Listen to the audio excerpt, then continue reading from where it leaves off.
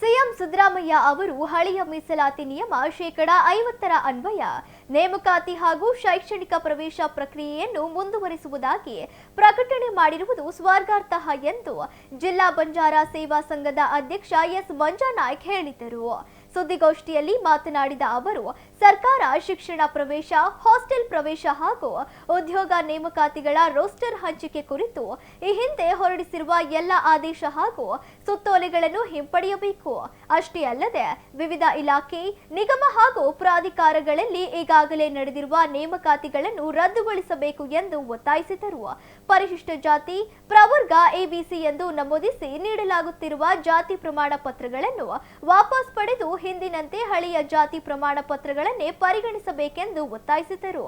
ರಾಜ್ಯ ಸರ್ಕಾರ ನಿರುದ್ಯೋಗಿಗಳಿಗೆ ಅವಕಾಶ ಕಲ್ಪಿಸಲು 56,000 ಹುದ್ದೆಗಳನ್ನು ಭರ್ತಿ ಮಾಡುವ ನಿರ್ಧಾರ ಕೈಗೊಂಡಿರುವುದನ್ನು ಸ್ವಾಗತಿಸಿದ ಅವರು, ಪರಿಶಿಷ್ಟ ಜಾತಿಗೆ ಇರುವ 15% ಮೀಸಲಾತಿ ಅಡಿಯಲ್ಲಿ ಎಲ್ಲಾ ಹುದ್ದೆಗಳನ್ನು ತುರ್ತಾಗಿ ಭರ್ತಿ ಮಾಡಬೇಕು. ಜೊತೆಗೆ ಅಲೆಮಾರಿ ಮತ್ತು ಅರೆ ಅಲೆಮಾರಿ ಜನಾಂಗಕ್ಕೆ ವಿಶೇಷ ಪ್ಯಾಕೇಜ್ ಘೋಷಿಸಬೇಕೆಂದು ಒತ್ತಾಯಿಸಿದರು. ಸುದ್ದಿಗೋಷ್ಠಿಯಲ್ಲಿ ಕವಿತಾ ಚಂದ್ರಶೇಖರ್, ವಕೀಲ ಕಾಶಿನಾಥ್, ಗೋಪಿನಾಯ್ಕ್, ಪ್ರತಾಪ್ ನಾಯ್ಕ್ ಹಾಗೂ ರವಿನಾಯ್ಕ್ ಇದ್ದರು. ಶ್ರೀ ಮುಖ್ಯಮಂತ್ರಿಗಳಾದ ಸನ್ಮಾನ್ಯ ಸಿದ್ದರಾಮಯ್ಯನವರು ಹಳೆ ಮೀಸಲಾತಿಯ ನಿಯಮದ ಪ್ರಕಾರ ಶೇಕಡಾ 50 ಅನ್ವಯ ನೇಮಕಾತಿ ಮತ್ತು ಶೈಕ್ಷಣಿಕ ಪ್ರವೇಶ ಪ್ರಕ್ರಿಯೆಯನ್ನು ಮುಂದುವರಿಸುವಾಗಿ ರಾಜ್ಯ ಸರ್ಕಾರ ಪ್ರಕಟಣೆ ಮಾಡಿದೆ. ಹಾಗಾಗಿ ಸಮಾಜದ ವತಿಯಿಂದ ಅವರಿಗೆ ಅಭಿನಂದನೆ ಸಲ್ಲಿಸಿದೆ. ನಾನು ಈ ಹಿಂದೆ ಏನಿದೆ ಶಿಕ್ಷಣ ಪ್ರವೇಶ, ಹಾಸ್ಟೆಲ್ ಪ್ರವೇಶ ಮತ್ತು ಉದ್ಯೋಗ ನೇಮಕಾತಿ ರೋಸ್ಟರ್ ಹಂಚಿಕೆ ಮಾಡಿ ಈ ಹಿಂದೆ ಸರ್ಕಾರ ಹೊರಡಿಸುವ ಎಲ್ಲ ಸುತ್ತೋಲೆಗಳನ್ನು ಹಿಂಪಡೆಯಬೇಕು. ಈಗಾಗಲೇ ನಡೆಸಲಾದ ವಿವಿಧ ಇಲಾಖೆಯಲ್ಲಿ ನೇಮಕಾತಿ, ಪ್ರಾಧಿಕಾರ ನೇಮಕಾತಿ ರದ್ದುಗೊಳಿಸಬೇಕು.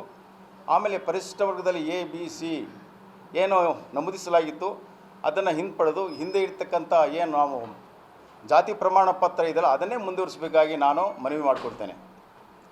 ಡಾಕ್ಟರ್ ಬಿ ಆರ್ ಅಂಬೇಡ್ಕರ್ ಅವರು ಬರೆದ ಸಂವಿಧಾನದಲ್ಲಿ ಶೋಷಿತ, ದಮನಿತ ಮತ್ತು ವರ್ಗಕ್ಕೆ ಮೀಸಲಾತಿಯನ್ನು ಕಲ್ಪಿಸಿಕೊಟ್ಟಿದ್ದಾರೆ. ಬೋವಿ, ಕೊರ್ಚ, ಕೊರ್ಮ, ಲಂಬಾಣಿ, ಆದಿ ಕರ್ನಾಟಕ, ಆದಿ ದ್ರಾವಿಡ, ಇದನ್ನು 101 ಜಾತಿಗೂ ಕೂಡ ಸಮಾಜಕ್ಕೆ ಹಿಂದುಳಿದಿರುವವರನ್ನ ಅವರೆಲ್ಲ ಒಂದು ಪರಿಶಿಷ್ಟ ಜಾತಿಯಲ್ಲಿ ಸೇರಿಸಿರುವುದು. ಹಾಗೆ ನಾವು ಎಲ್ಲ ವರ್ಗದವರು ಒಂದು ಭಾವನೆಯಿಂದ ಒಂದು ಸೋದರತ್ವದಿಂದ ಬೆಳ್ಕೊಂಡು ಬಂದಿರೋ, ನಾವು ಒಂದೇ ತಟ್ಟೆಯಲ್ಲಿ ಊಟ ಮಾಡ್ಕೊಂಡು ಬಂದಿರೋದು. ಆದರೆ ಕೆಲವು ಆಳುವ ವರ್ಗ ಏನಿದೆ ಪ್ರಭುಗಳು, ನಮ್ಮನ್ನು ಛಿದ್ರ ಮಾಡಿ ಈಗ ಒಳಮಾಸಿಲೆಯನ್ನು ತರಬೇಕು ಅಂತೇಳಿ ಇವೆಲ್ಲ ಸದಾಶಿವ ಆಯೋಗ ಅಂತೆ ಮತ್ತು ನಾಗಮೋಹನ್ ದಾಸ್ ಅಂತ ವರದಿ ಮಾಡ್ತಾರೆ. ಅದಕ್ಕೆ ನಮಗೇನೋ ಅಭ್ಯಂತರ ಇಲ್ಲ, ನಾವೆಲ್ಲ ಒಂದೇ. ಸಮಾಜದಲ್ಲಿ ಇರ್ತಕ್ಕಂಥ ಅನ್ಯಾಯಕ್ಕೆ ಎಲ್ಲರೂ ಪ್ರತಿಯೊಬ್ಬರು ಹೋರಾಟ ಮಾಡುವಂಥದ್ದು ಎಲ್ಲರ ಕರ್ತವ್ಯ. ಅದೇ ರೀತಿಯಾಗಿ ಈಗ 56,000 ಏನೋ ಹುದ್ದೆಗಳನ್ನು ಸರ್ಕಾರ ಪ್ರಕಟಣೆ ಮಾಡಿದೆಯಲ್ಲ, ಆ ಪ್ರಕಟಣೆ ಪ್ರಕಾರ ಹಳೆ ಪದ್ಧತಿಯಲ್ಲಿ ನಾವು ಅದನ್ನು ಇದು ಮಾಡಬೇಕು.